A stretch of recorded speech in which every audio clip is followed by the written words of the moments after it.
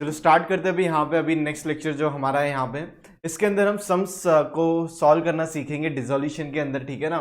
तो देखो यहाँ पे अब आप बोलोगे सर थियरी का एक लेक्चर ही हुआ है, आप डायरेक्टली सम पढ़ा रहे हो। देखो सम पढ़ाने का कारण क्या है, जैसे ही सम कंप्लीट होता है उसके साथ साथ थियरी भी आपका पार्ट कंप्लीट हो जाएगा यहाँ पे जो, ठीक है। और थियरी और दोनों मैं आपको मिक्स करके पढ़ाते रहूँगा इसके अंदर, क्योंकि जहाँ पे मुझे लगता है सम वहाँ पे स्टार्ट करना मेरा हक बनता है, ठीक है ना। चलो तो स्टार्ट करते हैं। अब तक डिसोल्यूशन जो हमने प्रोसेस देखा, क्या हमने प्रोसेस देखा कि भाई फर्म कंप्लीटली डिसॉल्व हो रहा है यहाँ पे, आगे चल के कोई भी बिजनेस यहाँ पे कैरी फॉरवर्ड करने वाले नहीं है, पार्टनर्स अपने अपने रास्ते चलने वाले हैं। तो अब यहाँ पे डिसोल्यूशन करने के लिए देखो क्या क्या चीजें हैं, अकाउंटिंग प्रोसीजर्स तो हम करेंगे ही करेंगे। उसके पहले देखो क्या हो रहा है, all activities are stop. Dissolution of partnership में क्या हो जाएगा, all the activities are going to be stop. कोई भी एक्टिविटी, अभी बिजनेस की एक्टिविटी चलने वाली नहीं है उस फर्म के नाम पे। ऑल एसेट्स आर सोल्ड और टेकन बाय पार्टनर। कुछ एसेट्स को बेच दिया जाएगा, कुछ एसेट्स को क्या कर दिया जाएगा, टेकन बाय पार्टनर। कोई पार्टनर क्या करेगा, उसे ले लेगा, ठीक है ना। तो यहाँ पे दो एक्टिविटी अब तक, सॉरी दो चीजें हमने देखी। जितना भी कामकाज हो रहा था पूरा का पूरा बंद होने वाला है, और जो एसेट्स थे या तो उसको बेच दिया जाएगा या तो कोई पार्टनर उसे ले लेगा, ठीक है ना। फिर बारी आती है लाइबिलिटीज की। All liabilities are going to be paid off as favourable. जितना पैसा दे सकते हैं पहले बाहर वाले को चुकाएंगे, बाद में कोई पार्टनर एसेट को हाथ लगाएगा, पहले बाहर वालों को हक बनता है, बाहर वालों को पेमेंट कर दिया जाएगा। फिर प्रॉफिट और loss after paying debts is distributed among the partners. कुछ पैसे बच गए हैं तो वो पार्टनर आपस में क्या कर लेंगे, बांट लेंगे। तो इस हिसाब से ये पूरा का पूरा कारवा चलते रहने वाला है। तो पहली चीज, all activities are stop, all assets are taken, sorry all assets are sold और taken by partner, but first outside liability will be paid off. Clear है कि नहीं है। और अगर कुछ प्रॉफिट बचता है फर्म के अंदर, जो भी चीजें बचती हैं पार्टनर्स आपस में डिस्ट्रीब्यूट कर लेंगे। अब बारी आती है हमारे मेन चीज, दैट इज अकाउंटिंग प्रोसीजर्स। कितना भी थियरी पढ़ लो, सब कुछ कर लो, एग्जाम में मार्क्स इसके मिलने वाले, थियरी तो ऑब्जेक्टिव में आएगा ही आएगा, ठीक है ना। तो अब यहाँ पे क्या दिया हुआ है, the dissolution of partnership firm is divided into two types. क्या टाइप है, एक तो है सिंपल डिसोल्यूशन और एक है डिसोल्यूशन अंडर इंसॉल्वेंसी सर्कमस्टेंसेस। तो सबसे पहले हम यहाँ पे सिंपल डिसोल्यूशन के अंदर, डिसोल्यूशन अंडर इंसॉल्वेंसी पे मैं अभी बात करने वाला नहीं हूं, जब ये पार्ट हम करेंगे तब हम इसके बारे में देखेंगे। अब है यहाँ पे सिंपल डिसोल्यूशन। पार्टनर्स में decide to dissolve the partnership firm when all the partners are solvent due to any reason. कोई भी रीजन हो सकता है, पार्टनर लोगों ने क्या किया, डिसाइड किया कि हम अभी ये बिजनेस कंटिन्यू करने वाले नहीं है।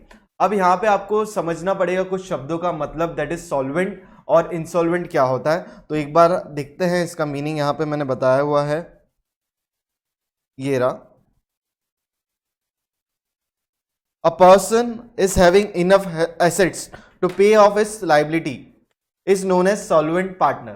मतलब यहाँ पे अ पर्सन की बात हो रही, पर्सन बोलेंगे तो क्या, सिंगल पर्सन। यहाँ पे पार्टनरशिप फर्म की बात नहीं हो रही है, सॉल्वेंट पार्टनर ना। तो यहाँ पे किसकी बात हो रही है, अ पर्सन मतलब क्या है, single, that is what, individual.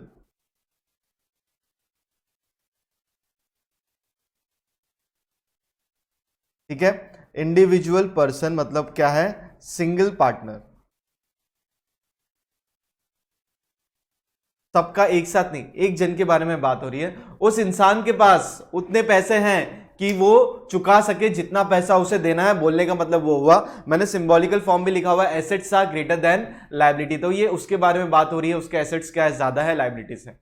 फिर insolvent partner, an insolvent person is a person who is unable to pay off his liabilities. वो इंसान, ठीक है, जो लोगों को पैसे चुका नहीं सकता है, ठीक है, उसे आप कहोगे इंसॉल्वेंट। जहां पे assets are less than liability, after selling off his assets, उसके जितने भी एसेट्स है वो बेच दो फिर भी पैसे चुका नहीं पाओगे, तब उसको क्या बोलोगे, insolvent. So an insolvent person has his liability more than his assets. सीधी सी बात है, उसकी लायबिलिटी ज्यादा होगी, एसेट्स कम होंगे। तो ये आपको समझ में आ रहा है क्या मैं आपको बता रहा हूं, ठीक है ना, पक्का। तो अब आपको समझ में आया सॉल्वेंट और इंसॉल्वेंट पार्टनर का मतलब। तो हम यहाँ पे जो कर रहे हैं सिंपल डिसोल्यूशन, तो जहां पे क्या हमें पता होना चाहिए कि ऑल पार्टनर आर सॉल्वेंट। यहां पे क्या केस बनेगा आपका, ऑल पार्टनर्स आर सॉल्वेंट। यहां पे जितने भी पार्टनर्स हैं सबके सब क्या है, सॉल्वेंट है, सबके पास पैसे हैं चुकाने के लिए, कोई प्रॉब्लम आने वाली नहीं है। अब इसके अंदर आपको कुछ 4 चीजें बनानी है, ठीक है। पहला है रियलाइजेशन अकाउंट, दूसरा है पार्टनर्स कैपिटल करंट अकाउंट, इससे आप बहुत अच्छे से बोलते हैं ना रूबरू हो चुके हो, आप पहले चैप्टर से आप बना रहे हो पार्टनर्स कैपिटल और पार्टनर्स करंट अकाउंट, अगर सब में है तो current account, otherwise partners capital account is enough, ठीक है। फिर पार्टनर्स लोन अकाउंट और कैश बैंक अकाउंट, तो कैश बैंक अकाउंट भी आपने काफी बनाया हुआ है। अब रियलाइजेशन अकाउंट है क्या, ये कुछ नहीं है, जो आपने 3 चैप्टर किए थे ना एडमिशन रिटायरमेंट डेथ वाले, वहां पे हम रिवैल्यूएशन बनाते थे, यहाँ पे रियलाइजेशन, बस शब्दों का खेल है। रीवैल्यू, वहां पे बिजनेस कंटिन्यू चल रहा है तो वर्ड क्या यूज किया है, रीवैल्यू, फिर से हम उसे वैल्यू कर रहे हैं। यहाँ पे वर्ड क्या है, रियलाइजेशन, मतलब क्या है, एक्चुअल में कितना पैसा आने वाला है बेच के एसेट्स को, या तो लाइबिलिटी जो है फर्म को पे करना है दूसरों को, उसको कितना पे करना है बाहर वाले लोगों को, उसके बारे में ये अकाउंट क्या करता है, हिसाब किताब रखता है कि भाई कितना पैसा बाहर से हमें बेच के आया है और कितना पैसा मतलब एसेट्स को बेच के आया है और कितना हमें लोगों को चुकाया है हमने, ठीक है। तो ये रियलाइजेशन अकाउंट उसके बारे में बात करता है। अब ये अकाउंट पे मैं आऊंगा, लेकिन पहले सम करते हैं, फिर ये वाला अपने आप हमारा कंप्लीट हो जाएगा, ठीक है। तो कोई चिंता वाली बात नहीं है, बहुत अभी इसको देखो मैकेनिकल सम को आपको मैं बनाना चाहो तो बहुत इजी है, बन जाएगा। मैकेनिकल मतलब ये इधर वो उधर, वैसा तो मैं आपको पढ़ाऊंगा नहीं, लेकिन ये वाला जो सम स्टार्ट करेंगे डिसोल्यूशन में, ये अपने आप में रिपीटेटिव बनते जाएगा, क्योंकि क्या है इसके तो बहुत मिनिमम चेंजेस होते हैं। आपको स्टार्टिंग से 3 से 4 सम के अंदर अच्छे से ध्यान देना है, बाद में 80% सम आपके लिए सेम हो जाएगा। और मैं जो कोशिश करता हूं, जो मैं पहले 3 या 4 सम में जो आपको सिखाऊं, इतना आपका बेस क्रिएट कर दूं कि हर सम में आप उतना तो चीजें अच्छे से कर पाओ, और बाद में जो चेंजेस होते हैं उसको आप अच्छे तरीके से क्या कर लो, समझ लो। तो स्टार्ट करते हैं, इस पर हम आएंगे, कोई चिंता वाली बात नहीं है। चलो, आपकी रूलिंग रेडी होनी चाहिए। एक तो होगा रियलाइजेशन अकाउंट, उसके बाद होगा आपका जो पार्टनर है उसका लोन अकाउंट, बैंक अकाउंट होगा आपका, और क्या होगा नीचे आपका है पार्टनर्स कैपिटल अकाउंट, ठीक है। तो इस तरीके से आपको बना के रखना है, बाकी तो कोई दिक्कत नहीं है। तो आप इतना बना लो, फिर हम सम्स चालू करना है।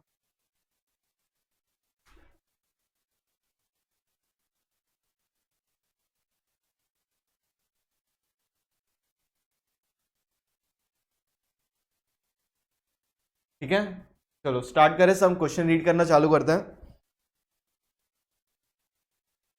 Riddhi and Siddhi are sharing profit and loss या लॉसेस इन द रेशियो 2:1। तो इनका ओल्ड रेशियो कितना है भाई, 2:1। The following is the balance sheet as on 31 March 2019। Balance sheet as on date 31 March 2019।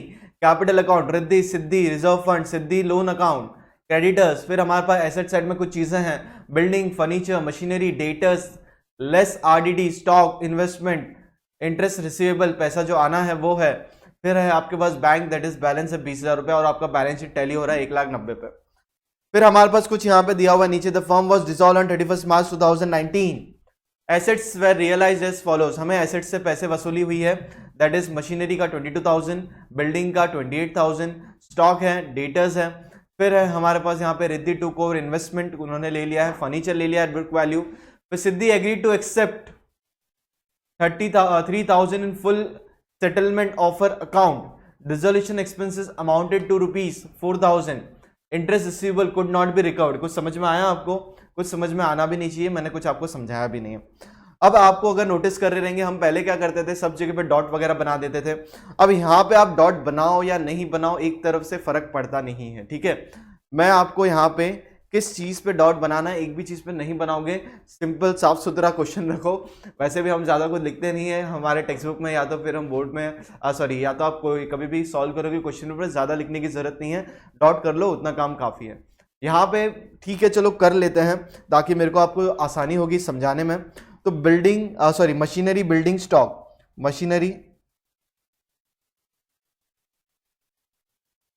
Building, stock कोई फर्क पड़ता नहीं है, डेटर्स, ठीक है। फिर क्या है, रिद्धि टुक ओवर इन्वेस्टमेंट, तो इन्वेस्टमेंट को किसने ले लिया, रिद्धि, तो मैं यहाँ पे आर लिख देता हूँ, and furniture at book value, तो यहाँ पे भी मैं आर लिख लेता हूँ। Siddhi accept to 3,000 in full and final settlement of uh loan, कुछ लोन का सेटलमेंट है, यहाँ पे एक डॉट आ गया। डिसोल्यूशन एक्सपेंस अमाउंट टू ₹4,000, इसको मैं सर्कल कर देता हूँ, आपके लिए पहली बार आया है तो ठीक है। Interest receivable could not be recovered, जो 2,000 रुपए का इंटरेस्ट आना था वो अभी रिकवर होने वाला नहीं है, ठीक है। तो अब क्या करें, अब यहाँ पे डिसोल्यूशन मतलब आपको समझ में आया कि आगे से कोई भी बिजनेस कैरी फॉरवर्ड होने वाला नहीं है, बिजनेस चलाने वाला कोई भी इंसान अभी यहाँ पे पार्टनर जो है वो करने वाला नहीं है। तो ये जो बैलेंस शीट है इसे हमें एम्प्टी करना है। सबसे पहले मैंने क्या बोला आपको, एम्प्टी करना है। कैसे एम्प्टी करेंगे, क्या करेंगे उसको जरा हम देखते हैं। मैं यहाँ पे आपके लिए एक डमी बना देता हूं, ठीक है।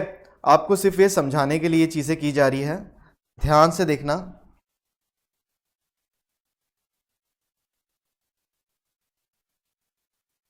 एक टी फॉर्मेट में मैं बैलेंस शीट रख रहा हूं आपके लिए।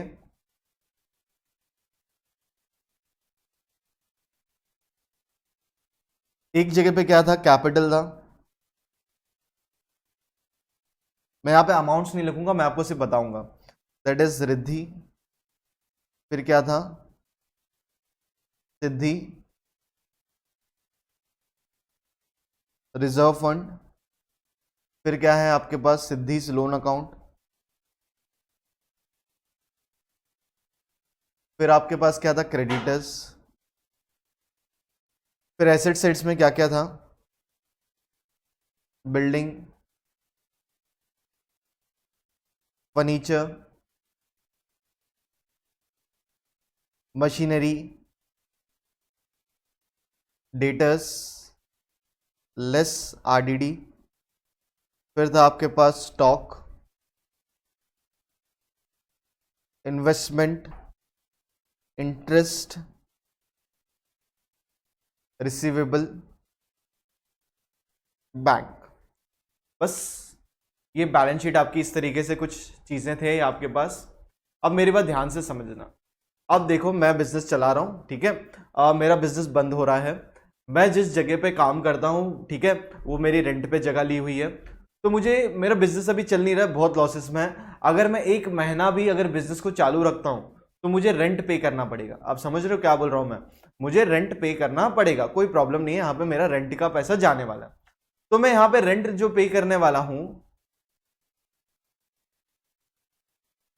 ठीक है ना। तो यहाँ पे मैंने क्या किया, अभी तक आपके लिए बैलेंस शीट को जस्ट यहाँ पे लिखा है, ठीक है।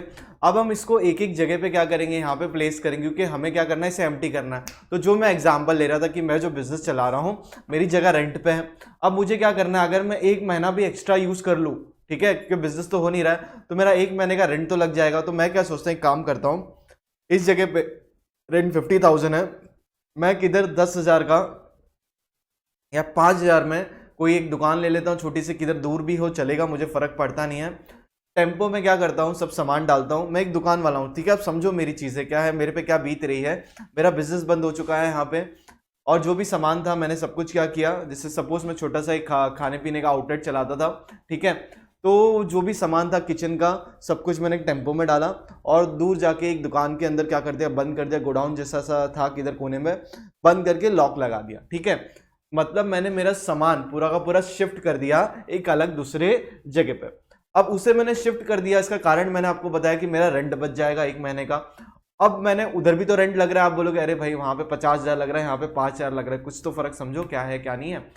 अब मैं बहुत जन को फोन कर रहा हूँ जो यही बिजनेस चलाते थे आउटलेट का, भाई मेरे पास किचन का सामान है, मैं अभी बिजनेस नहीं करना चाहता हूँ, आपको खरीदना है क्या, ठीक है ना। कोई बोलता है हाँ मुझे खरीदना है, ठीक है। मैं बोलता आता हूँ, मैं आपके रेस्टोरेंट पे आता हूँ, आपको मिलता हूँ और आपको बताता हूँ फोटोज़ वगैरह ये चीज़ें सामान है, या तो आप मेरे पास आ जाओ। कोई मुझे बुलाता है, कोई खुद आ जाता है। इस तरीके से मैं मीटिंग कर रहा हूँ, इधर उधर जा रहा हूँ, भाग दौड़ कर रहा हूँ, ताकि मेरा फर्नीचर वगैरह जो भी है सब कुछ बिक जाए और मुझे पैसे मिले, तो मैं लोगों को पैसे चुकाऊँ। जैसे रेंट वाले को मैंने बोल के रखा है, भाई देख मैंने शिफ्टिंग कर दिया है, टेंशन मत है, मैं किधर भागने वाला नहीं हूँ, भरोसा कर, इतने साल से तो रेंट दिया है ना। तो वो भी बोलता है हाँ ठीक है भाई, आप अच्छे इंसान हो, आपका बिजनेस नहीं चल रहा है, मैं मेरा किचन का सामान जैसे ही बिकता है मैं कोशिश में लगाऊं, बेच के पैसा देता हूँ। समझ में आ रही है चीजें। तो मैंने पहले पूरा का पूरा शिफ्टिंग किया, फिर मैंने शिफ्टिंग करने के बाद मैं इधर उधर भाग रहा हूँ तो पैसे लग रहे हैं। ये जो पैसे यहाँ पे लगेंगे इसको बोलोगे डिसोल्यूशन एक्सपेंसेस बोलोगे, तो वो मैं आपको समझाऊंगा, कोई दिक्कत नहीं है, अगर आप समझ गए तो ठीक है। अब यहाँ पे क्या हो रहा है कि मैंने पूरा शिफ्टिंग किया, वैसे ही बैलेंस शीट पूरी की पूरी आप शिफ्ट कर दोगे, खत्म कर दोगे। कैसे खत्म करोगे, देखो क्या है, कैपिटल अकाउंट रिद्धि और सिद्धि, तो ये आपको पता है इनके बैलेंसेस कहाँ पे लिखोगे। तो पहले मैं इसको क्या करता हूँ, कट करता हूँ। कहाँ पे लिखोगे आपको पता है, पार्टनर्स कैपिटल कोई लिखेगा नहीं, पहला सम पूरा आप बस समझने में ध्यान डालोगे, लिखने के लिए बाद में पूरा बोलते हैं ना, आपके पास पूरा चैप्टर है। यहां पे पहुंच के लिखता हूं मैं बाय बैलेंस कैरी फॉरवर्ड। कितना बैलेंस था भाई? 80 और 60। 80,000 रिद्धि, 60,000 सिद्धि का बैलेंस हुआ। कोई रॉकेट साइंस नहीं है। अब रिजर्व फंड भी कैंसिल करेंगे। रिजर्व फंड है कितना देखो भाई, 16,000। ये रिजर्व फंड आपको अच्छी तरीके से पता है पार्टनर का ही है, जो पार्टनर बिजनेस चलाते हैं उनका ही वो होता है। यहाँ पे दो पार्टनर है, रिद्धि और सिद्धि। अगर एडमिशन का नया पार्टनर आ भी जाता है, हम उसे देते हैं क्या? नहीं देते। क्यों नहीं देते हैं? क्योंकि उसको अभी टाइम है भाई, पहले प्रॉफिट कमा तो ले, पहले पैसा बचा के कोई फंड में डाल तो दे, बाद में पैसे ले लेना जब कभी देखेंगे तभी। तो अब यहाँ पे डिसोल्यूशन में दो पार्टनर है, दोनों ने मिलकर पैसा जमा किया है। कौन सा? 2:1 रेशियो में ये बांट दोगे। तो पहुंचते हैं, यहां पे लिखोगे बाय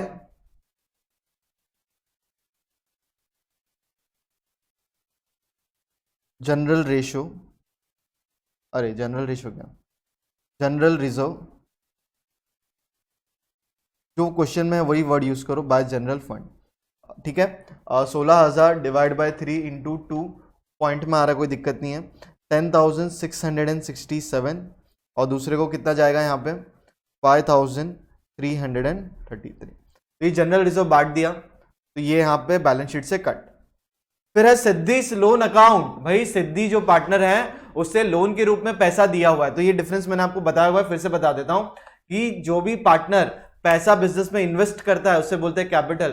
पार्टनर बिजनेस में पैसा डालता है पर उधार के रूप में बोलता है जब भी पैसे आएंगे पहले मेरा लोन का पैसा चुकता करो, that is termed as loan. क्या आप किसी और से लोन लो या किसी पार्टनर से लोन लो, पैसा तो पहले उसको चुकाना ही पड़ेगा। ठीक है, तो ये प्रॉफिट वगैरह में ऐसे नहीं, प्रॉफिट होगा तो ही देंगे, नहीं पैसा आया भाई सिद्धि का लोन पैसा देना है। तो इस सिद्धि का एक अलग से उसका अकाउंट बना देते हैं, सेटलमेंट बाद में होते रहेगा।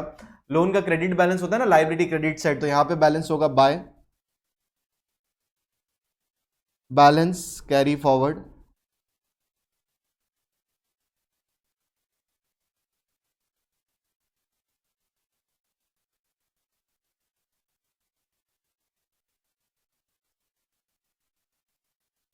ब्रॉड डाउन लिख लेता हूं।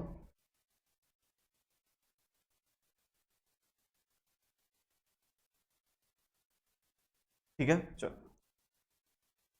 अब हमने ये वाला चीज भी ले लिया। अब क्रेडिटर्स, क्रेडिटर्स कहां पे जाएगा? आपका जाएगा रिवैल्यूएशन अकाउंट है क्या यहाँ पे? नहीं, रियलाइजेशन अकाउंट बनाते हैं। और बहुत स्टूडेंट्स यहाँ पे कंफ्यूज थे भाई, रियलाइजेशन किधर, रिवैल्यूएशन किधर। अरे भाई यहाँ पे रियलाइज, आपको भी रियलाइज करना है आपकी पढ़ाई कहाँ तक हुई है। ठीक है, रियलाइजेशन, रिवैल्यू कब करते हो? जब बिजनेस आगे चलने वाला है तब। तो यहाँ पे पहुंच के आप क्या लिखोगे? बाय सन्ड्री लाइबिलिटीज अकाउंट, एक कॉमन बना दोगे, बाय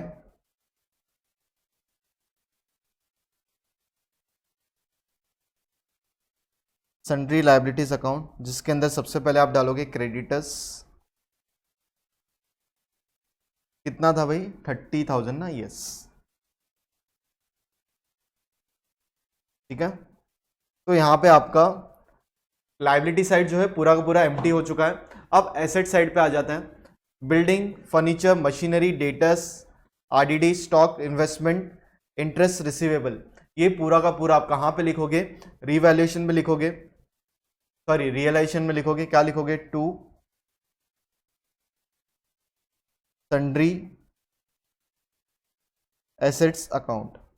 ठीक है, क्या क्या लिखोगे? सबसे पहले क्या था? बिल्डिंग, तो लिखा बिल्डिंग। अब यहाँ पे बार बार टू लिखने का जरूरत नहीं है, कॉमन आ गया ना, टू सन्ड्री एसेट्स, यहाँ पे बाय सन्ड्री लाइबिलिटीज। ठीक है, तो बिल्डिंग है, फिर क्या है? फर्नीचर। मैं अमाउंट देख के लिखता हूँ, टेंशन मत लो। फिर है मशीनरी, फिर है डेटर्स, फिर आरडीडी है, तो आप आरडीडी यहाँ पे लिखोगे। कभी भी वो साइड मत लिखना, नेगेटिव लिखते हैं ना, क्रेडिट बैलेंस है वो। तो आरडीडी यहाँ पे कितनी थी? 1,600 रुपये थी, बाहर ले लोगे 31,600।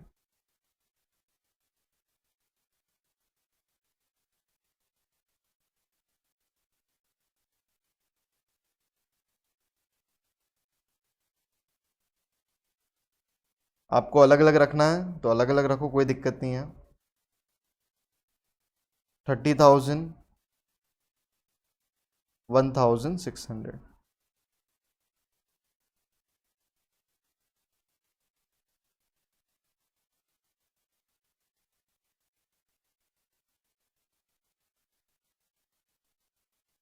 ठीक है। फिर डेटर्स के बाद क्या है नीचे, स्टॉक,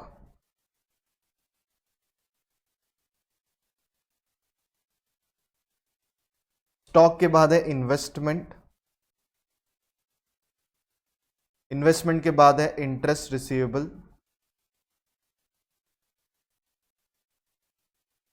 बस जो जो अमाउंट है वो लिखते हैं।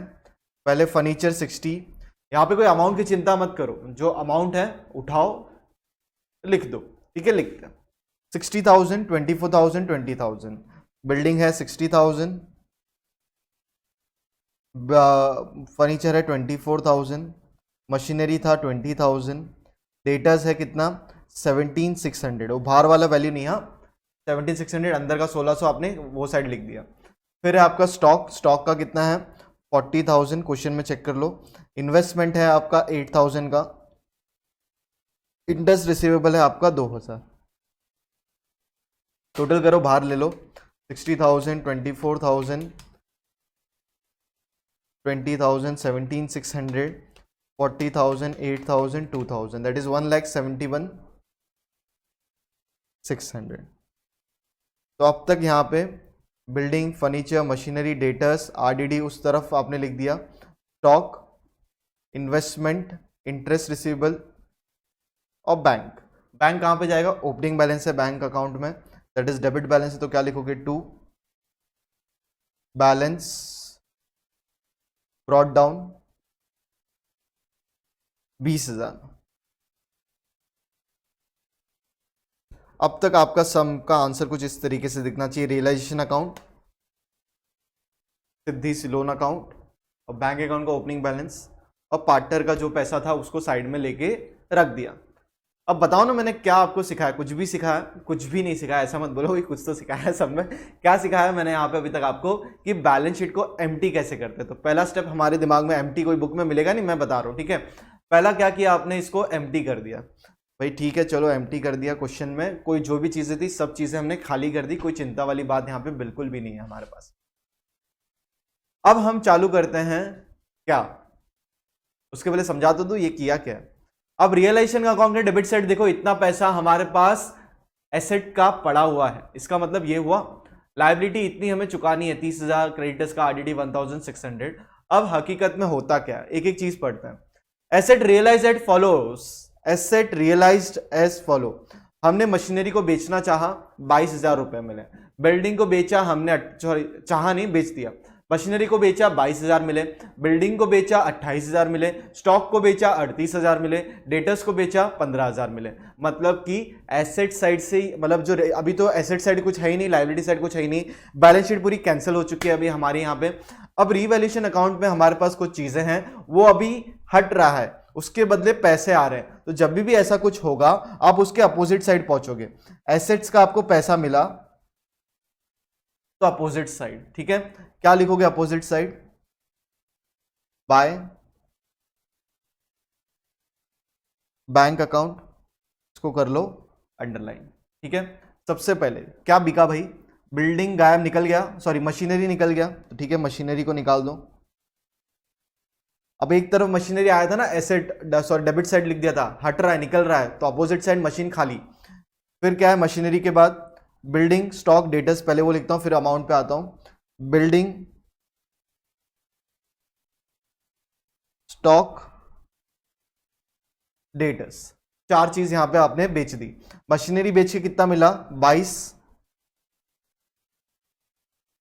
बिल्डिंग बेच के मिला 28, स्टॉक बेच के कितना मिल रहा है 38 और डेटर्स से पैसा कितना वसूल हुआ है 15,000। अब पहले इसका मतलब समझो, बिल्डिंग थी कितनी 60,000 की, नुकसान में बेचा है 28 में, फिर क्या है आपके पास मशीनरी 20 की थी 2,000 प्रॉफिट में बेचा, स्टॉक था 40,000 का बेचा 38 में 2,000 के नुकसान पे, डेटर्स से पैसा कितना लेना था 17,600, पैसा आया कितना 15,000। अब यहाँ पे हमें चिंता करना ही नहीं है कितना पैसा आया, वो हमें सिर्फ ध्यान रखना है कितना आना चाहिए था, इतने नुकसान में बेचा, बिल्डिंग 60 की 28 में बेच दी, ये सब नहीं भाई, बिजनेस खत्म हो चुका है, इतने का इतना वैल्यू मिला है, रियलाइजेशन वैल्यू इतनी है, इतना ही मिला है, इससे ज्यादा मिलने वाला नहीं है। तो टोटल करके बाहर ले लो 22,000, 28,000, 38,000, 15,000, तो टोटल कितना है 1,03,000।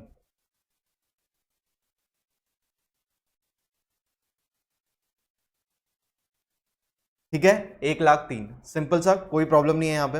अब ये पैसा हमारे पास आया है, इसका मतलब बैंक में बैलेंस इंक्रीज होगा।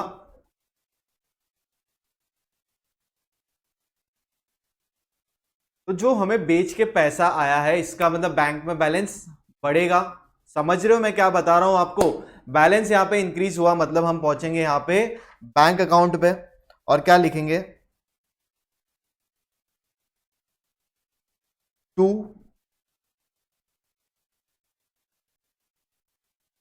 Realisation account.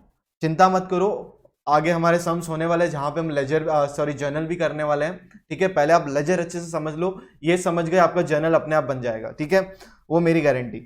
अब रियलाइजेशन अकाउंट में कितना पैसा आपको मिला है, 1,03,000। ठीक है, अब आप समझो चीजों को रियलाइजेशन अकाउंट के संदर्भ में। एसेट्स को हमने एक जगह डंप किया, लाइबिलिटीज को हमने एक जगह डंप किया। एसेट्स का बैलेंस डेबिट होता है डेबिट साइड, लाइबिलिटी का बैलेंस क्रेडिट होता है क्रेडिट साइड। एसेट निकल चुके हैं, मतलब क्या, डेबिट का अपोजिट करोगे तब एसेट निकलेंगे ना। क्या वैल्यू पे निकले हैं, वो वैल्यू यहां पे हमने येलो कलर में नोट कर ली। इसका मतलब क्या हुआ, हमें पैसा मिला है। कितना पैसा मिला है, 1,03,000। बैंक में बैलेंस बढ़ा दिया। समझा आपको? पहले 20,000 था, 1,03,000 रुपया हमारे पास अभी एसेट्स को बेचने के बाद आया है। अब next, Riddhi took over investment at 10,000 and furniture at book value. मतलब रिद्धि ने क्या किया है, इन्वेस्टमेंट को ले लिया है 10,000 पे, और फर्नीचर एट बुक वैल्यू। तो हमने एक चीज देखी थी, कुछ assets taken over by partner. Partner बोलता है कि मुझे जरूरत है, वो मुझे दे दो, बाहर मत बेचो। इसका मतलब क्या हुआ कि पार्टनर ने पैसे विड्रॉ नहीं किया, उसके जगह पे कुछ एसेट्स ले लिया। तो उसका जितना पैसा बनता था उसके हिसाब से उसका हम अमाउंट काट लेंगे इसकी तरह, कि उसने भाई पैसे के जगह इन्वेस्टमेंट ले लिया। वापस पे यहां पे जो एसेट्स बचा था, क्या क्या बचा है अभी यहां पे हमारे पास, इन्वेस्टमेंट और फर्नीचर। तो वो कौन ले रहा है, बाय कौन ले रहा है भाई, सिद्धि ना, नहीं रिद्धि, रिद्धि ले रही है। तो बाय रिद्धि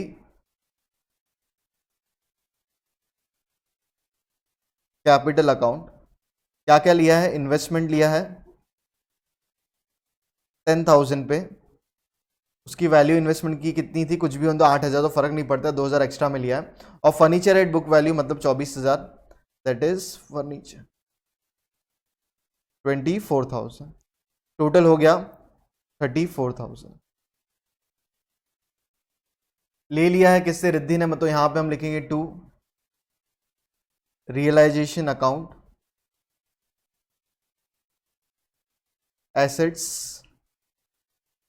टेकन। किसने, रिद्धि ने लिया है कितना, 10 + 24 दैट इज 34,000। अब आपको यहां पे एक चीज समझ रही है, एसेट्स निकले हैं, एसेट्स क्या हुआ, यहां से निकला है, पैसा आया है क्या, नहीं। किसने ले लिया है, पार्टनर ने। तो पार्टनर से क्या कर दिया हमने, डेबिट कर दिया। कि जब पैसे देने की बारी आएगी तब बोलेंगे, रो रिद्धि मैडम आपको पैसे किस बात के दे, 34,000 आपको हम कम देंगे। आपने उसके बदले क्या ले लिया है, फर्म के इन्वेस्टमेंट्स ले लिए आपने, और क्या ले लिया आपने, फर्नीचर ले लिया। ठीक है ना, तो यहां तक क्लियर हुआ आपको। अब नेक्स्ट देखते हैं क्या है, Riddhi agreed to accept 3,000 in full settlement of loan account. तो ठीक है भाई, तो सॉरी कौन है, सिद्धि ना। Siddhi agreed to accept 3,000 in full settlement of loan account. तो अब तक हमारा पहला एडजस्टमेंट हो चुका है, सेकंड हो चुका है, जहां पे इन्वेस्टमेंट ऑफ फर्नीचर ले लिया था किसने, रिद्धि ने। अब सिद्धि का कुछ यहाँ पे लोन बचा था, वो लोन क्या कर रहे हैं अभी यहाँ पे, पेमेंट कर रहे हैं। किसको पेमेंट कर रहे हैं अभी हम यहाँ पे, सिद्धि को पेमेंट कर देंगे। कितना, 3,000 in full and final settlement. तो उसको देना कितना था, 4,000। अब उससे कितना दिया जा रहा है, सिर्फ 3,000। तो हम यहाँ पे क्या लिखेंगे, टू बैंक अकाउंट 3,000, और यहां से निकला है बाय सिद्धीस लोन अकाउंट। 3,000 क्या हो गया, बैलेंस कम हो गया ना। और यहां पे एक्चुअली देना कितना था, 4,000 देना था। कितना दे रहा था, 4,000 दे रहा था। तो बचा हुआ 1,000 जो है वो कहां पे जाएगा, रीवैल्यूएशन में, सॉरी रियलाइजेशन।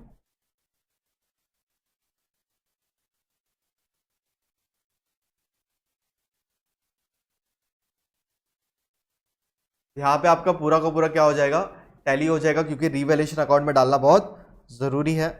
ये 4,000 क्योंकि फुल सेटलमेंट हो चुका है,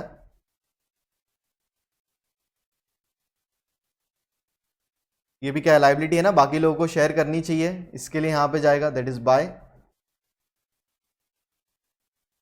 siddhis loan account.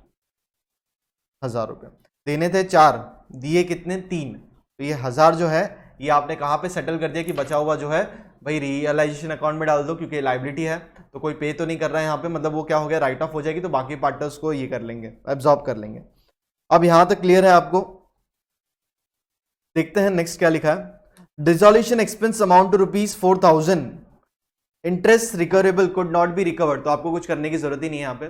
Dissolution expense amount to ₹4000, dissolution expense amount to 4000, dissolution expense जो मैं बता रहा था ना, मैंने होटल शिफ्ट कर दी थी, बार बार मुझे पैसे लगते थे, लोग बुलाते हैं, मैं ऑटो करके फटाफट भाग जाता हूँ कि भाई आप ले लो, ये किचन का सामान ले लो, ये है गैस है, ये है, इतना सब है, इतना महंगा महंगा सामान है, आपको इतने पे मिल रहा है, तो आने जाने का खर्चा, फिर लॉयर वगैरह सीए वगैरह को पैसे देने की फॉर्म में होटल बंद कर रहा हूँ ना मेरी, समझ रहे हो आप क्या बोल रहा हूँ मैं, तो उन सबका खर्चा 4000, तो ये खर्चा है, तो रियलाइजेशन अकाउंट में लिखोगे टू बैंक अकाउंट, क्या लिखोगे यहां पे, डिसोल्यूशन एक्सपेंस कितना है भाई 4000। अब मेरी बात जरा ध्यान से समझना, आपने एसेट्स तो बेच दिए, कुछ एसेट्स नहीं बिके, वो वैसे ही रहने दो, फर्क नहीं पड़ता, बाकी लोग बांट लेंगे, ठीक है, लेकिन जो लाइबिलिटी है क्रेडिटर्स 30,000, उसका तो क्वेश्चन में कुछ भी नहीं बोला है, ये जो लाइबिलिटी है इसका क्वेश्चन में क्या है, कुछ भी नहीं बताया, इसका मतलब ये होगा कि भाई पे ऑफ तो करना पड़ेगा, क्रेडिटर्स हमें बंद करने देंगे होटल, ठीक है, जिसको मेरे को रेंट का पैसा देना है, मैं सब्जी अनाज खरीदता था, किराने वाले दुकान वाले हैं, वो क्या करेंगे, मुझे बंद करने देंगे, जाने देंगे घर पे, बोले घर पे जाने के लिए वापस आना, पैसे तो वसूल करने, तो पैसे उनको देने। क्वेश्चन में अगर बोला है कि ऐसा क्रेडिटर्स आर पेड ऑफ 25,000, तो बाय 25 लिख दो, कुछ भी नहीं बोला है तो पूरा का पूरा अमाउंट पे किया, इसका मतलब वही होता है, तो यहां पे हम लिख देंगे क्रेडिटर्स 30,000,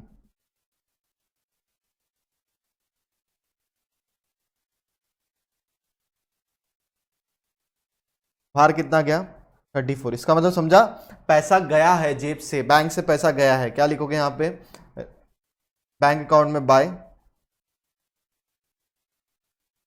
रियलाइजेशन अकाउंट 34,000, ब्रैकेट में लिख दो लायबिलिटी पेड, यहां पे लिख सकते हो एसेट्स बेच के पैसा है ना, एसेट्स रियलाइज्ड, ठीक है, तो एक जगह पैसा लिख दिया करो, एग्जामिनर भी खुश हो जाए आपसे कि क्या कर रहे हो, कैसे कर रहे हो, ठीक है। तो अब यहां पे जितनी भी एंट्रीज थी सब कुछ हो चुकी है, एक लास्ट बची है, interest receivable could not be recovered, तो ये 2,000 रुपए जो आने थे आया नहीं है, कुछ फर्क पड़ रहा है, नहीं पड़ रहा है, कुछ भी नहीं करना है इसका, ठीक है ना, आया नहीं है, आता तो क्या करते, बैंक में पैसा बढ़ाते और क्या करते, कुछ भी नहीं है, कोई एसेट्स यहां पे बच जाता है, तो कुछ भी नहीं किया, वैसे ही छोड़ दो, ठीक है। अब यहां पे हमने क्या किया, रियलाइजेशन अकाउंट में पहले हमने डंप किया,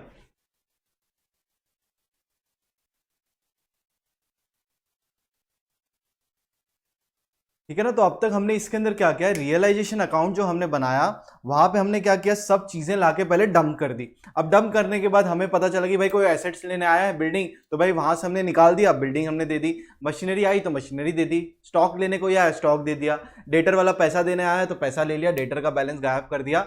आप समझ रहे हो यहाँ पे क्या हुआ, एक डेबिट साइड हमने सब चीजें पहले क्या की, एम्प्टी करके लिख दी, डंप कर दिया, वहां से फिर हमने तुरंत उसको क्या कर दिया, निकाल दिया जब पैसा है। सेम क्रेडिट साइड हमने क्या किया, यहाँ पे आप एरो देख लो चाहिए तो, जैसे कि क्या है, लायबिलिटी जो क्रेडिटर्स था, अभी क्वेश्चन वॉज साइलेंट, कुछ भी बताया नहीं गया कि पेमेंट हुआ है, हमने पेमेंट नहीं किया, भाई पेमेंट तो करना ही पड़ेगा अगर क्वेश्चन में नहीं बोला गया, अगर बोल दिया है तो उस अमाउंट पे पेमेंट कर देना, बैंक से क्या हो जाएगा, कम हो जाएगा, क्लियर है कि नहीं है। और जब कुछ बेच के पैसा आया तो बैंक में बैलेंस इंक्रीज हो गया, तो यहाँ पे बैंक में देख लो वही है, 1,03,000 रुपीज इंक्रीज किया और आपका 34,000 क्या हो गया था, लायबिलिटी आपने पे कर दी, ठीक है ना, सिंपल सा हिसाब है। फिर जो लोन का तो सेटलमेंट आपको पता ही है, तो अब क्या करते हैं, जरा प्लस कर लेते हैं, सब डेबिट साइड आपको पता ही है कैसे करते हैं, 171,600 प्लस 34,000 तो कितना आया,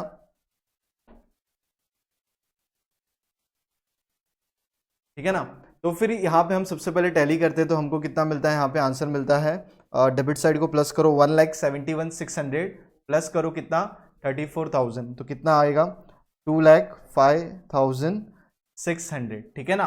अब क्रेडिट साइड लेते हैं। क्रेडिट साइड के अंदर कितना टोटल है हमारे पास है 30,000 प्लस 1,600, 1,03,000, 34,000 और 1,000, तो मिला के कितना टोटल मिल रहा है हमें 1,69,600। तो कौन सा ज़्यादा है, डेबिट साइड ज़्यादा है, तो 2,05,600, 2,05,600, ये यहाँ पे हमारा टोटल आ गया। अब यहाँ पे क्या हुआ है, लॉस हुआ है किस पे, रियलाइजेशन पे, तो ये कौन सा पार्टनर लोग बेयर करेंगे, तो यहाँ पे आ जाते बाय पार्टनर्स कैपिटल अकाउंट। आप थोड़ा नीचे लिखना, दो पार्टनर है, थोड़ी जगह मेरे को कम पड़ गया है। चलो Riddhi Siddhi, ratio will be 2:3, 1:3। Difference का आ रहा है 2,05,600 माइनस कर दो 1,69,600, 36,000 आता है। उसको हम बांटेंगे, डिवाइड बाय 3 कर देंगे 12,000, और यहाँ पे हो जाएगा 24,000, ठीक है। तो ये लॉस बांटोगे तो लॉस कहाँ पे आ जाएगा, डेबिट साइड जाएगा, लॉस ऑन रियलाइजेशन, तो यहाँ पे लिखोगे 2 रियलाइजेशन अकाउंट,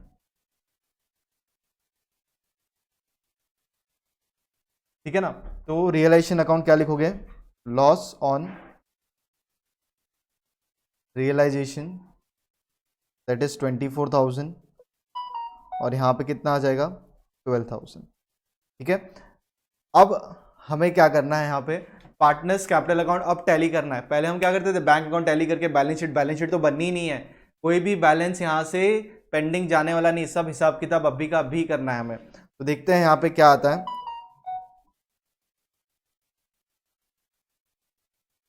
यहाँ पे 6,000 और 5 ये हो जाएगा 65,333, 65,333 माइनस कर देंगे इसको 12,000 से, कितना मिल रहा है 53,333। इसका मतलब ये पैसा वो क्या करेगा, लेके आएगा, उसका कम पड़ रहा है ना, तो यहाँ पे क्या लिखोगे 2 बैंक अकाउंट, इतना पैसा उसे लेके आना है क्योंकि कम पड़ गया है और उसके पास है। हम कौन सा सम कर रहे हैं, सॉल्वेंट पार्टनर का सम कर रहे हैं ना, कुछ भी लॉस हुआ तो पार्टनर के पास पैसे है भरने के लिए। तो यहाँ पे कितना लॉस हुआ 53 का, तो बैंक से अपने जेब से लेके भाई बिजनेस अभी बंद कर दिया, लॉस में पैसा हमारा इतना चला गया है। फिर है आपके पास यहाँ पे 80,000 प्लस 10,667, तो ये आ जाएगा 90,667, 90,667, उसमें से माइनस करेंगे 34,000, 24,000, तो कितना बचता है 32,667। तो पार्टनर रिद्धि को 32,667 लाना है, सिद्धि को लाना है 53,333। तो ये पैसा आया है, मतलब वो जेब से अपने ला रहे हैं ना, तो बैंक के इस पे क्रेडिट साइड आ जाएगा, क्या लिखेंगे बाय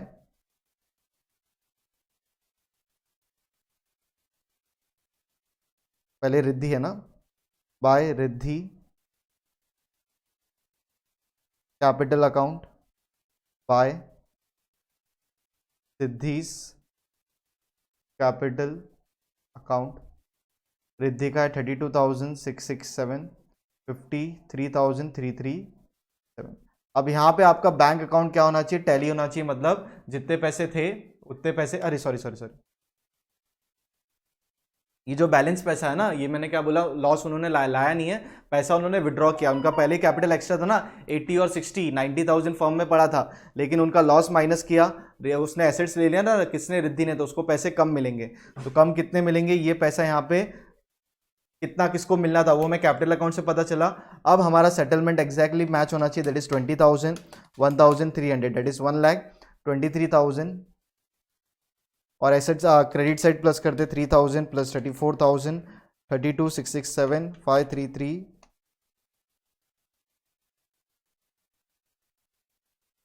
1,23,000, ठीक है। ये एग्जैक्टली हमारा मैच हो गया। तो आपको समझा क्या किया सम में, सबसे पहले हमने क्या किया, ये रहा ना रियलाइजेशन अकाउंट को क्या किया, एम्प्टी किया, ये बैलेंस शीट को एम्प्टी किया, ठीक है। अब इसको एम्प्टी कहाँ किया,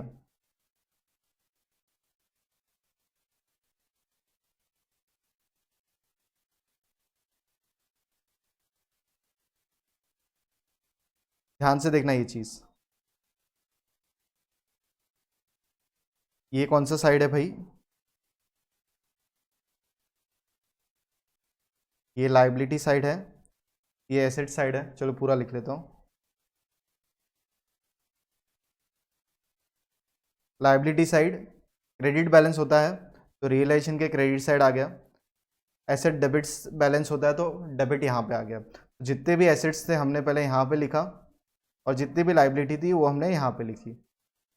लेकिन इसके अंदर जो ओपनिंग बैलेंस थे उसको हमने रिस्पेक्टिव अकाउंट्स में डाला। बैंक अकाउंट हो गया, रिजर्व फंड हो गया और कैपिटल फंड हो गया। ये कैपिटल जिसके थे वहां चले गए। बचे हुए एसेट यहाँ पे मैं चीज लिख देता हूं। बचे हुए मतलब क्या, पेंडिंग, और यहां पे भी लिख देता हूं पेंडिंग। उसके बाद जब भी एसेट सेल हुआ उसका यहां पे क्या आ गया, यहां से निकल गया। और जब भी लाइबिलिटी क्या किया, पे किया, तो हमने यहां पे लिख दिया, यही किया था ना। उसके बाद अगर कोई एसेट कोई पार्टनर ने लिया तो यहां पे आ गया assets taken by partner. Clear है कि नहीं है।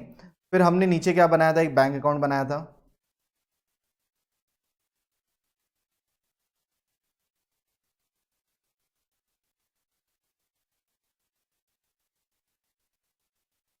ठीक है, तो कैश अकाउंट हमने एक बनाया था। कैश अकाउंट में क्या था, यहां पे क्या था, ओपनिंग बैलेंस था तो लिख देता हूं टू बैलेंस ब्रॉट डाउन। फिर जो भी एसेट आप सेल करते हो, ठीक है, उसका यहां पे आ जाएगा एसेट सोल्ड, क्योंकि यहां पे बैलेंस क्या होगा, बढ़ेगा। क्लियर है कि नहीं है। कोई लाइबिलिटी पे करोगे तो यहां पे क्या, यहां पे आ जाएगा लाइबिलिटी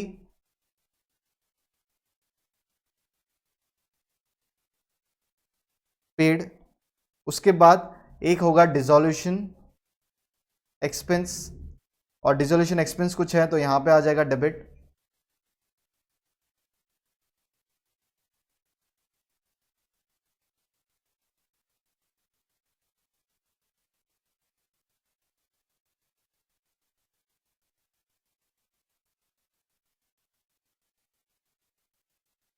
ठीक है ना, ये मतलब एक्सपेंस बुक कर रहे हैं हम डेबिट साइड में, और यहां से पेमेंट क्या हो गया, कम हो गया डिसोल्यूशन एक्सपेंस का जो भी रहेगा।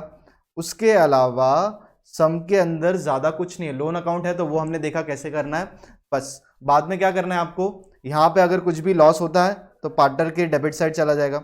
यहां पे अगर लॉस होता है, यहां पे आएगा लॉस, यहां पे आएगा प्रॉफिट। ये तो आपको पार्टनर्स के इसने क्या करना है, बैलेंस डालना है। वो लेजर जैसे ही बैलेंस हुआ, अगर उसका पैसा अगर कुछ पार्टनर ने विड्रॉ किया है तो यहाँ पे आ गया, सॉरी, पार्टनर जो कैपिटल अकाउंट बनाया उसका यहाँ से क्या हो गया, विड्रॉ आ जाएगा। अगर पार्टनर को और पैसा लाना पड़ा तो यहाँ पे आ जाएगा विड्रॉ। तो पैसा क्या किया, अभी उन्होंने डिपॉजिट करना पड़ा लॉस में। ये वाला सम लॉस का नहीं था, उनको बेचने के बाद भी एक्स्ट्रा पैसे बचे हैं वो उन्होंने क्या किए, विड्रॉ कर लिए। अब अगर हम यहाँ पे आते हैं हमारे नोट्स में, रियलाइजेशन अकाउंट। अब आपने को समझ में आया कि रियलाइजेशन अकाउंट आपने बनाया, तो देखते हैं उसके पहले आपको मैं थोड़ा सा यहाँ पे रिवीजन करने का टाइम देता हूं। और ये सम आप पहले लिख लो, समझ लो। एक और बार मैं यहाँ पे आपको समझा रहा हूं क्योंकि आपको थियरी के साथ समझ में आए, क्यों मैंने आपको पहले बीच में सम करवाया, क्योंकि आपको अभी आदत हो चुकी है ना, इतने सम्स आपने सॉल्व किया एडमिशन, रिटायरमेंट और डेथ के अंदर, ठीक है ना। तो आपके लिए पूरा सम पहले रखता हूं मैं सोल्यूशन। आराम से लिखो, कोई टेंशन वाली बात नहीं है। फिर हम आते हैं उस पर, थियरी जो हमारा पार्ट है उसको हम कंप्लीट करते हैं, तो आपको और अच्छे से समझेगा। अगर कुछ यहाँ पे कमी रह गई होगी समझने में आपको, तो वो अभी के अभी दूर हो जाएगी, ठीक है। ये ले लो सिद्धिस लोन अकाउंट और बैंक अकाउंट,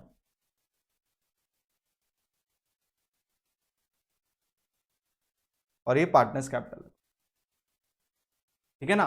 तो अब आप टैली कैसे करोगे सम को, सबसे पहले रियलाइजेशन अकाउंट करोगे, उसका जो भी प्रॉफिट लॉस आएगा पार्टनर्स कैपिटल अकाउंट में, वहां का कुछ भी बैलेंस होगा वो आपका कहां पे चला जाएगा, बैंक अकाउंट में। लास्ट में आपका बैंक अकाउंट टैली होना बहुत जरूरी है। अगर वो टैली नहीं हुआ तो समझ लो आपका सम में कुछ ना कुछ गड़बड़ है। तो अब आ जाओ यहां पे, रियलाइजेशन अकाउंट इज ओपन, ठीक है। क्यों ओपन करते हैं, open for showing realised value, sorry realised price of his assets and discharge of his external liabilities, ताकि हमें पता चले कि एसेट्स हैं उससे कितना पैसा आने वाला है और हमें कितने लोगों को क्या पैसा देना है, ठीक है ना।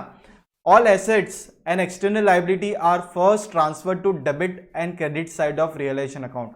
तो जितने भी एसेट्स हैं वो डेबिट साइड पे, और जितनी भी लाइबिलिटीज है वो क्रेडिट साइड पे। यही चीज हमने आपको बताई थी, ठीक है ना।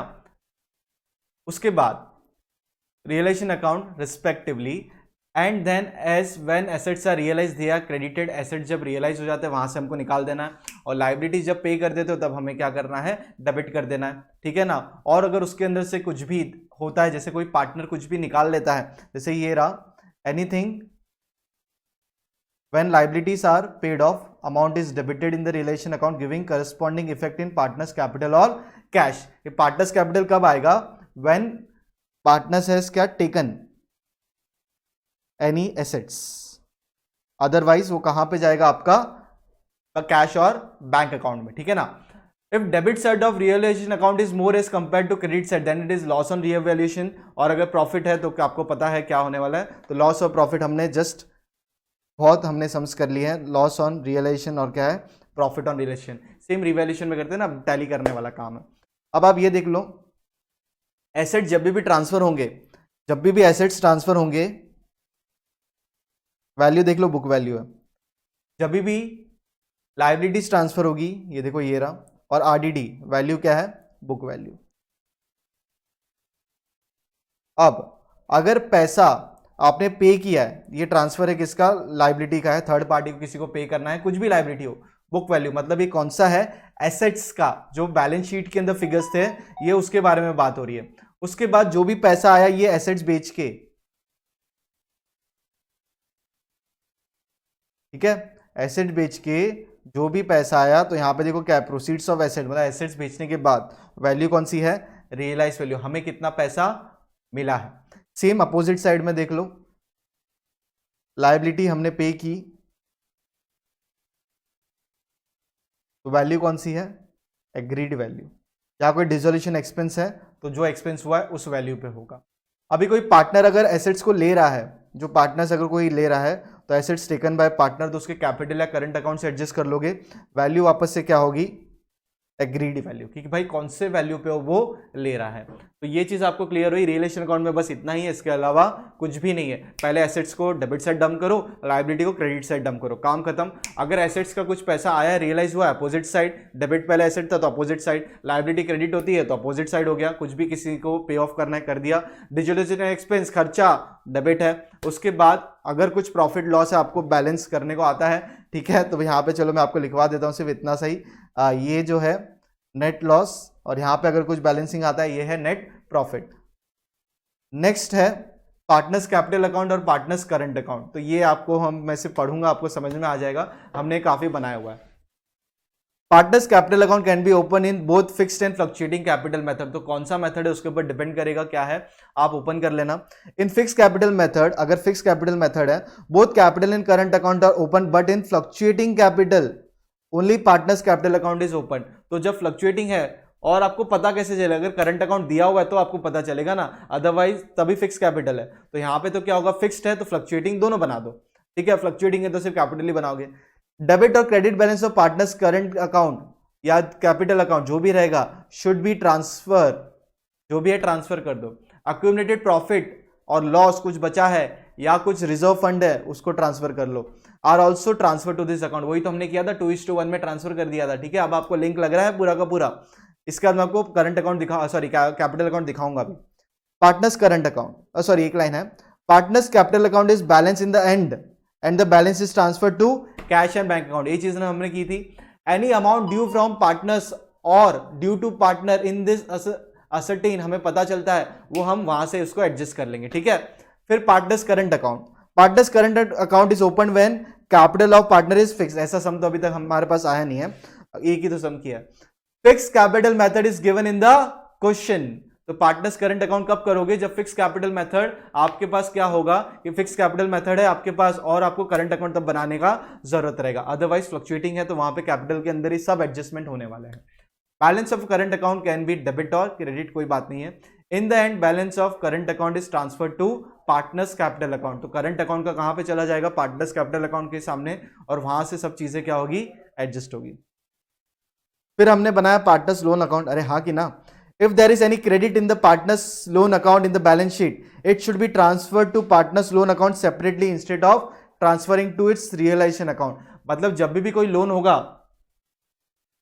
ठीक है ना, तो यहां पे पार्टनर्स लोन के अंदर वो आप रियलाइजेशन में डालने वाले नहीं हो, गलती करना मत। पार्टनर्स लोन अकाउंट है, अलग से लेजर बना लेना, ठीक है।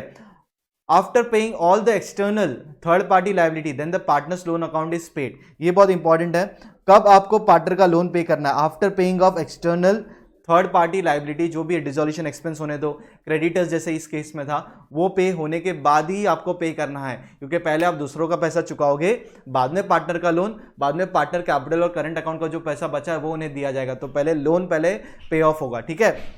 However, if there is debit balance in partners loan account, it should be directly debited to partners capital और करंट अकाउंट। अगर कुछ एक्स्ट्रा पैसा उनको दे दिया गया तो वहां से एडजस्ट कर लो। Cash and bank balance, all cash और bank transaction of the firm are recorded in this account, ठीक है भाई, जो भी है इधर ही होगा ना। Merely thereby all cash receipts are debited, जो भी पैसा आता है डेबिट होता है, जो भी पेमेंट करते हो क्या होगा, क्रेडिट होगा। After incorporating all the transaction, the balance of cash and bank account should be equal to the balance of partners capital account, क्योंकि जितना भी पार्टनर्स कैपिटल का बैलेंस बचता है वो उसके साथ क्या होना चाहिए, इक्वल होना चाहिए। जैसे कि हमने ये बैलेंस था ये वाला, हमने इसको यहां पे कर दिया, ट्रांसफर कर दिया, क्योंकि वो पैसा उन्होंने क्या किया है, निकाल लिया ना, विड्रॉ कर लिया। ये पैसा क्या कर लिया, पार्टनर ने विड्रॉ कर लिया, एक्स्ट्रा पैसा इतना इतना मिलना चाहिए था, उतना ही पैसा मिला, और ये क्या हो गया, अमाउंट टैली हो गया, ठीक है ना। तो ये हमको इस तरीके से करना है। पार्टनर्स कैपिटल अकाउंट में देख लो, पहले हमने बैलेंस ट्रांसफर किया, फिर हमने क्या किया, यहाँ पे जो भी जनरल फंड था वो हमने ट्रांसफर कर दिया, सॉरी रिजर्व फंड था, जनरल नहीं है,